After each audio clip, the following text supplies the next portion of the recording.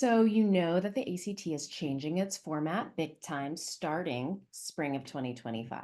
But how does this affect you, right? If you're in the class of 2025, class of 2026, class of 2027, or even, younger than that, class of 2028 and beyond. So that's exactly what I am going to discuss with you in this video today. So before we can go into what you should do based on what year you are, let's go over the facts of the timeline of this rollout of the new format of the test. So there are really three different points at which the test is changing, okay? So spring 2025, April specifically of 2025, that is when the national online testing of the ACT will reflect the new test format. So this means that if you're, currently it's a minority of students who takes the ACT online and that's what you choose, then your test changes will happen April of 2025.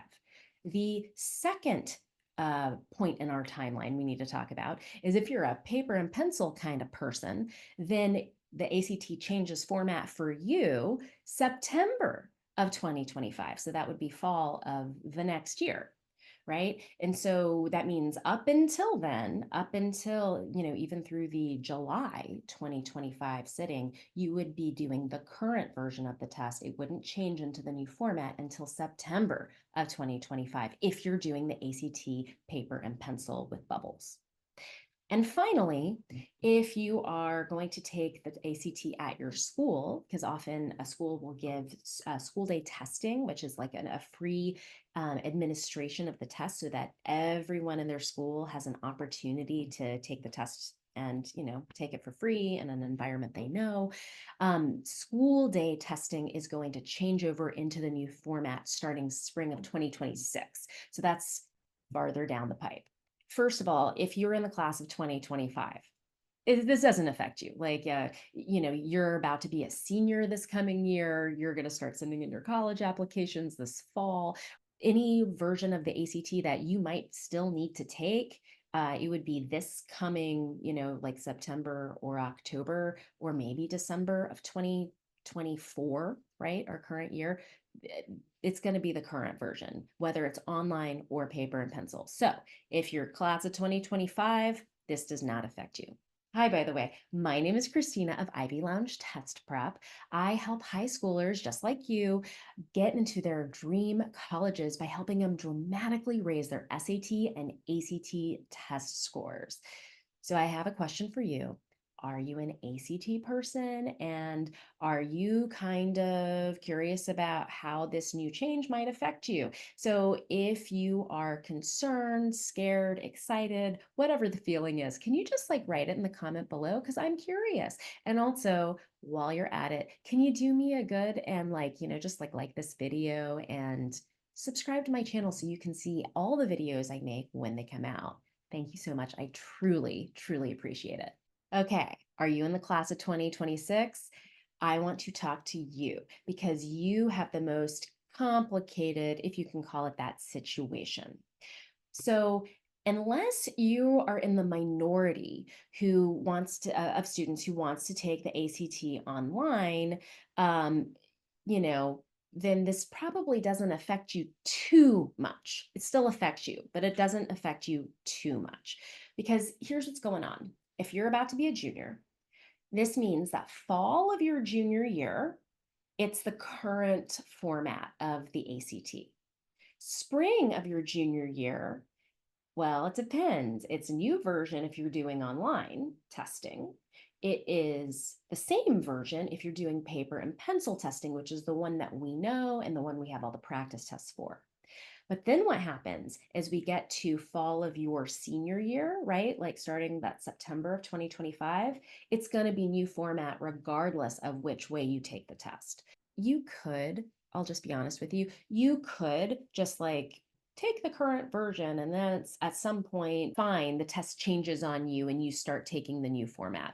I just don't love that for my students because I feel it is very inefficient. You're getting used to the timing and the pace and the rhythm, and it's like practicing a marathon or a sprint. right? When you are practicing for the ACT. So I don't like it when the test format just changes and my student is not done getting the score that he or she needs, right? So here's what I would do then for the sake of being more efficient and not having to like learn kind of two different pacings of the test. You have one option, which is maybe you are a hotshot junior and you're totally like always 99th 98th percentile of whatever standardized test you take. You're way ahead in math. As a junior you're going to be taking like maybe calculus AB or something like that. Maybe you could be the person, you start studying the ACT content, and then maybe you choose you do want to do the online one for spring, just to maybe take advantage of this theoretical more time per question, yet the questions stay the same difficulty. Because if that could be an opportunity. It's a gamble. I don't know. We haven't seen a practice test yet. There aren't practice tests to even practice with yet. Hopefully they will give them out, on the ACT's website soon. But at this moment, we don't have them. So, if you're like a risk taker, but you're good at tests and you like are like ahead of your, peers in class, like this is totally a risk. I don't love this option, but you could learn all the content based on the current ACT, because the content, remember, and the difficulty level, remember, is staying the same. But then you could choose to be the guinea pig for spring of your junior year, right? So spring of 2025, and starting in April, and be like the first adapter for the new ACT, right? And do it online. And maybe, just maybe, like you end up with a great score, better than you normally would, because theoretically you get more time per question, but theoretically the difficulty level stays the same. And theoretically the scoring rubric stays the same. So if that's the case, sure, try it out. But honestly, I'd be trying out April and June, because after that, ACT is going to figure out the appropriate grading rubric for like number of questions correct equals whatever score. So again, that is like if you're truly on top of your game and you just like really feel like throwing in a risk in there to maybe get an extra high score. Maybe you could try out doing the online testing in April and seeing if that like helps you, right? However, I don't recommend that for like 99% of my students. Okay, so here's what I actually recommend if you are in the class of 2026 and you're about to be a junior. So I would suggest, like, okay, give yourself your entire junior year to do, like, to prep for and take all your ACT sittings, paper and pencil, if, the ACT is in fact your test. Now, this means that before junior year, you need to have figured out if you are an SAT or an ACT person in the first place, right? You need to know this, because then if you're an ACT person, you want to get all of it done by the time, junior year end. Well, actually, you would have through July after your junior year to continue with the same format that you're used to of the ACT, the one that we have all the practice tests of, the one that you are practicing your pacing of, right? And that way you won't be interrupting your prep with like a new version of the test, right? So that's what I would recommend if you, in fact, are the class of 2026 and you are an ACT person. But now, what does this mean? This means two things. You need to, like, the moment you see this video, if not yesterday, you need to figure out, are you a digital SAT or an ACT person? I have a quiz for that, a free quiz, and you can take it. It's in the link in the show notes, okay? But you need to know, because if you are an ACT person, you need to get your testing done by the time that July test sitting after junior year happens. You need all of them wrapped up, because you don't want to be dealing with getting used to a new format for senior year fall. You don't want to be doing that to yourself, okay? So that is what I recommend for basically the other 98 or 99% of my juniors who would not be trying that other risky move I just said. Okay, so if you are in the class of 2027, that means you're currently about to start your sophomore year. Okay. So normally, depending on if you're super advanced for your, grade level and maybe if, you have certain sports or activities that take up certain parts of your calendar, sometimes I recommend you might start test prep spring of sophomore year.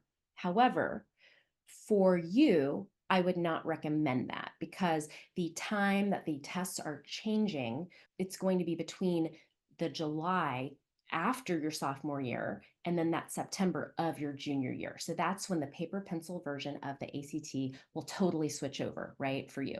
So what I would do is wait, don't do anything spring of sophomore year, right? Wait until summer between sophomore and junior years. That's when you should figure out if you are an ACT or a digital SAT person. And then if you are the ACT person, then sure, then you start prepping, like summer before your junior year, and you would start doing your test sittings as early as fall semester of junior year. But it doesn't matter because by that point, all of the ACT tests will be the new format. So you will not be switching between two different formats. Does that make sense? So if you are class of 2027, AKA about to be a rising sophomore, don't start early. Wait until summer between sophomore and junior years. Figure out if you are a digital SAT or an ACT person, and then spend your junior year doing the tests because at least that way it'll just be the single new format of the ACT if that is your test, and you will not be switching between the two. And finally, are you about to be a freshman, class of 2028, or you're even younger?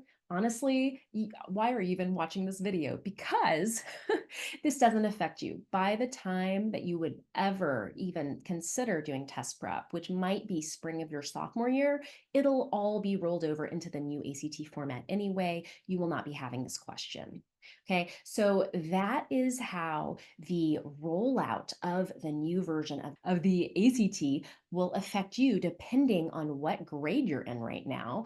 And if you are one of those class of 2026 people, you're about to be a rising junior and you're like, yeah, I want to make sure I do my, ACT and get it done this coming year. Good for you. I have a lot of digital courses and ebooks that can help you raise your score in every single section of the ACT. Check it out in the link below.